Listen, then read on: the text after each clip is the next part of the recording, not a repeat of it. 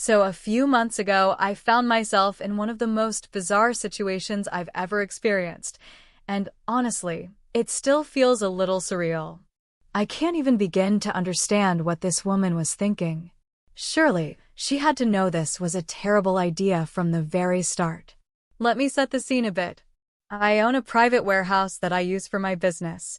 It's unmarked and pretty low-key, located in a quiet part of town. There are a few other businesses nearby that get a decent amount of foot traffic, so I always take security seriously.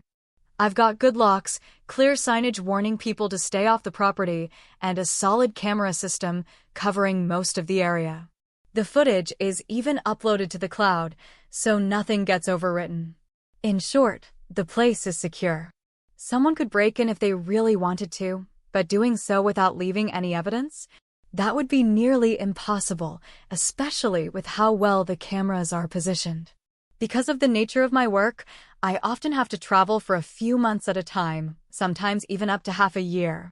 In the past, the only issues I ever had were some kids sneaking over the fence to skateboard around. But that all changed when one particular woman, let's just call her Karen, decided to become my biggest headache in years. Karen owns one of the other businesses in the neighborhood, just down the street. Her business gets way more traffic than mine, and she runs a whole fleet of trucks. She moves a ton of merchandise every day. From what I understand, her business model tends to swing between feast or famine, slow months where there's barely any activity, and busy months where things get completely chaotic. Apparently, during those busy periods, her own space isn't big enough to handle all the logistics. Now, most business owners in that situation might think about expanding or maybe turning down a few orders. But Karen? She doesn't think like most people. Instead, she came up with what she must have thought was a clever solution. Just use my warehouse while I was out of town. Yes, you heard that right. While I was away, Karen simply decided to treat my private warehouse like it was hers. She started parking her trucks there, and once she realized I wasn't coming back anytime soon, she began storing merchandise inside too. She loaded and unloaded trucks on the property, and eventually, she even moved some of my inventory around to make more space for herself. Maybe I should have been checking the camera footage more regularly. If I had, I probably would have noticed what was happening much sooner. But as it was, nearly a full month passed before I saw anything suspicious, and then another month before I could finally get back home. I didn't rush back immediately because, at first, it seemed like she was just using the space temporarily. But by the time I returned, I was definitely curious to hear what kind of explanation she'd come up with. And let me tell you, she did not disappoint. The day I got back was almost poetic. When I went looking for Karen, she wasn't even at her own business, she was at my warehouse. Standing on my property, directing the unloading of a truck right in front of me. When I asked what was going on, she brushed me off and said she'd get to me in a minute. The audacity was unreal. When she finally deigned to acknowledge me, she barely looked at me and said something like, "You weren't using the space anyway." Then she turned and walked away before I could say another word. At the time, I thought she was just being rude, but looking back, she was clearly trying to avoid confrontation. She knew she'd been caught red-handed. I ended up tracking her down later, demanding an explanation. To my surprise, she wasn't even at her business. One of her employees told me he thought she was still at my warehouse, and get this, he actually referred to it as Karen's new warehouse. Turns out, she'd been letting people believe she'd expanded her business and acquired or rented new property. After correcting him, rather sharply, I admit, I went back to my warehouse to confront her again. And sure enough, there she was, directing her workers like she owned the place. Part of me wondered if she was trying to erase the evidence, but no, she was bringing more stuff onto my property. When I finally demanded to know what she thought she was doing, do you know what she said? "You have too much space. It's only fair we share it." She claimed it was shared business property. Shared. Legally. At that point, I could barely listen. She rambled on about how she had 3 major contracts she needed to deliver, and I was just hoarding space I wasn't using anyway. She accused me of acting childish for asking her to respect my legal rights. Then, suddenly, she got this look in her eye and dropped a bombshell. Apparently, we had a verbal agreement. Back in December, or maybe January, I had supposedly agreed to let her use the warehouse whenever I wasn't around. Did I not remember? Of course, I remembered nothing of the sort. But she doubled down. She insisted we had a deal and that I was the one breaking it. She even pulled out her phone and called 911 right in front of me. That's right. She called the police and wanted them to haul me off my own property based on a lie she made up on the spot. It was the kind of drama you wouldn't believe if you saw it on TV. But there it was, unfolding in real life. I knew exactly what she was trying to do. She wanted me to lose my temper, to yell, to argue, to get red-faced with anger. If that's how things looked when the cops arrived, I could end up getting arrested. So instead, I just crossed my arms, leaned against the wall of my own building, and waited calmly. She kept ranting, telling me everything that was going to happen next. The police would enforce this imaginary agreement, and then she'd sue me for ownership of the warehouse. No joke. About 15 minutes later, the police showed up.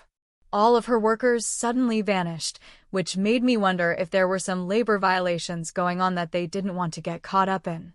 It was just me, Karen, and her branded trucks parked all over my property, half unloaded, mind you. She gave the officers quite the dramatic performance. Tears, sobs, the whole act, spinning a story about how we had a deal and I reneged on it at the worst possible time for her business. She was a convincing actress. Even the officers looked skeptical at first. So I handed them my phone. I played the prep security footage from multiple angles, showing Karen cutting through the lock, ignoring the signs, and trespassing on my property. As the officers watched, Karen's face fell. She hadn't expected me to have proof. She must have hoped I'd just miss a broken lock or something.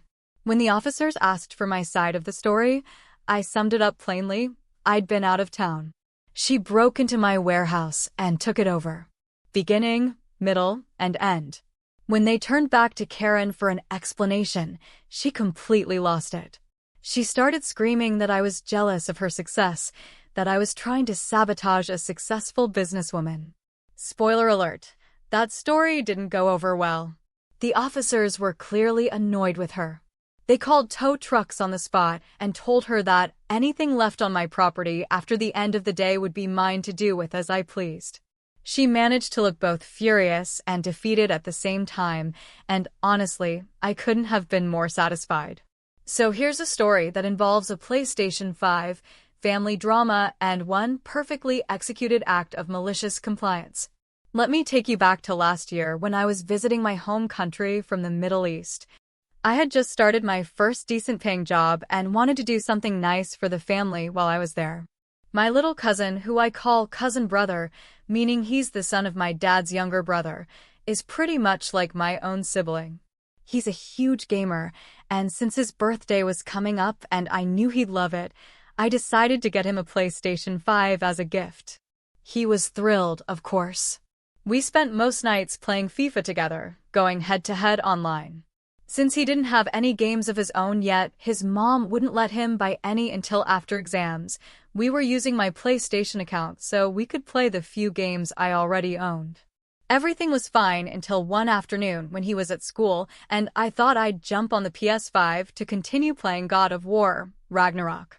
It's an incredibly long game, honestly, almost frustratingly so, but I was deep into it and wanted to make some progress. Well, when he got home, he saw that I was playing his copy of God of War on his console, and he completely flipped out. His exact words were, "Don't touch my PS5. At first, it seemed like he was mad because he wanted to be the one playing the game and not have the saves messed with or whatever. But he didn't explain that all I heard was a full-on rant about how I shouldn't even be touching his stuff when he wasn't around. I tried to explain that it was my account, that the game was tied to my profile, and that he could start fresh on his own account once he was ready. I even told him I'd help him set it up. But he didn't care. He screamed back, "Then get your account off my PS5. That's when I realized we weren't having a conversation anymore. This was just him throwing a tantrum. So, being the mature adult that I am, I gave him exactly what he asked for. I deleted my PlayStation account from his console. Just like that. No more shared games, no more saved progress, nothing. I told him I wouldn't touch his PS5 again ever. He stood there smug, thinking he'd won the argument. But then came the best part. Later that night, when he went to play the game he was excited about, he found out that all the games were now locked behind my account, which wasn't even on the system anymore. He tried to log back in, but of course, he didn't know my password.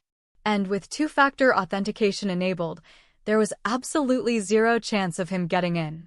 He even opened the PlayStation Store to check the price of the game he wanted to play. That's when reality hit. He didn't have any money to actually buy them. Not even a single game was playable except for Astro's Playroom, which comes pre-installed. The next day, he tried to act cool and casually asked if I wanted to play FIFA with him again. I smirked inside, but kept my poker face and said, "Nope. I told you, I'm not touching your PS5 again." He tried every trick in the book after that: trash talk, challenges, promises of letting me win, but I stayed firm. Every time he brought it up, I repeated the same line: "Not gonna happen. You wanna play? Do it on your own." His mom eventually caught wind of what happened and actually asked me not to put my account back on his PS5. She figured it was a good way to keep him focused on studying for his upcoming exams anyway. So for the next couple of weeks, he sat there stewing, staring at a PS5 he couldn't really use, surrounded by games he couldn't access. Meanwhile, I enjoyed the rest of my vacation with the family, savoring every moment of sweet, petty justice. In the end, he did apologize a few days after I'd already left the country. Whether it was genuine or his mom made him say it, I don't know. But he meant it enough that I didn't feel the need to drag things further. After all, he's still just a kid. I left the rest to his mom. And yeah, that was one of the most satisfying examples of malicious compliance I've ever pulled off. Alright, let's move on to another story, one I like to call deportation revenge. A couple of disclaimers before I get started. First, I was pretty young at the time. Second, I was also more than a little naive. And third, this all went down in Australia, or should I say, down under. The main characters are me, obviously, CB, who will forever be known as the A***Hole, and guest appearances by two lovely guys I'll call NM1 and NM2, or Nice Man 1 and 2, for short. This all happened way before smartphones and social media made everything easier to track, so picture this happening in the early 2000s. The story kicks off just 2 weeks before I was set to fly from Australia to the UK for the very first time with my live-in British boyfriend of 18 months. We were planning to spend a year or two living there together. Things were exciting, stressful, and full of preparation. I had already paid the deposit for my flight, we'd both quit our jobs, given notice on our apartment, and even coordinated with his parents to pick us up at Heathrow when we landed. I met CB during one of his returns to Australia after spending some time backpacking around Southeast Asia. We dated for a few months, moved in together, and he stayed on thanks to a working holiday visa. Originally on a 12-month visa, he got an automatic extension for another year if he left for New Zealand, which he did. That gave him 2 years total in Australia, and we were both excited about starting this new chapter together overseas. So imagine my surprise when, one Friday night, CB simply didn't come home from work. I figured maybe he'd gone out drinking and crashed at a friend's place. No big deal until Saturday came and went, and he still hadn't shown up. That's when panic set in. Was he hurt? Missing? Dead? I called his coworkers, but no one had seen him. Finally, on Sunday, I tracked down his boss, who told me CB had been staying with him and was apparently in a real state, whatever that meant. He promised CB would call me later. When CB finally did ring that night, still hanging out at his boss's house, he dropped a bombshell. He said immigration had contacted him earlier that week and informed him that he'd violated his visa conditions by working the same job for more than 3 months. So now, they were telling him he had to return to the UK immediately. And then came the kicker. He didn't love me anymore. Instead of going back with me in 2 weeks, he was heading to Queensland for a vacation before flying solo back to the UK. He'd come over the next day to pack his things. Needless to say, I was devastated. Crying, begging for explanations, crying some more. If you're thinking I was being naive or ridiculous, well, refer back to my earlier disclaimers. After hours of sobbing, I called my girlfriends for comfort and more crying, then eventually collapsed into bed emotionally drained. But the next day at work, one of them called me back and said something along the lines of, "Hold up, I don't buy CB's story. Call this guy. He works in immigration." That's how I ended up talking to NM1, a genuinely kind and patient man who worked for the Australian Department of Immigration. He gently explained that CB's whole story was complete nonsense. If someone actually breached their visa and came to the attention of immigration, they wouldn't be sent off on a holiday, they'd be detained immediately. NM1 checked CB's file and confirmed what I didn't know. CB had never actually applied for the visa extension when he returned from New Zealand. Just because he was eligible didn't mean he automatically got it, which meant CB was in Australia illegally. Naive? Sure. But once I stopped crying, I became furious, and fury makes me sharp. I asked NM1 if he wanted to arrest CB, and he said yes and that I could help make it happen. So I told him to show up at our apartment that night when CB came to collect his stuff and give me the money he owed me. Everything went exactly as planned. CB showed up, handed over the cash, and began dragging his belongings out in garbage bags, somehow losing his suitcase right when he needed it most. As he walked down the driveway to the street, NM1 and NM2, plus a few uniformed officers, swooped in and arrested him on the spot.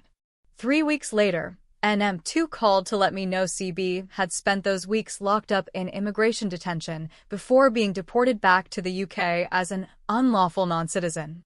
Oh, and guess who paid for his removal? Yep, CB did. A delicious little bonus, if you ask me. My friend also called our amazing travel agent and explained the whole mess. I got my entire airfare deposit back, found a new apartment, landed another job, and never had to see or speak to CB ever again. Turns out, anger is way better than sadness, and out of sight really is out of mind.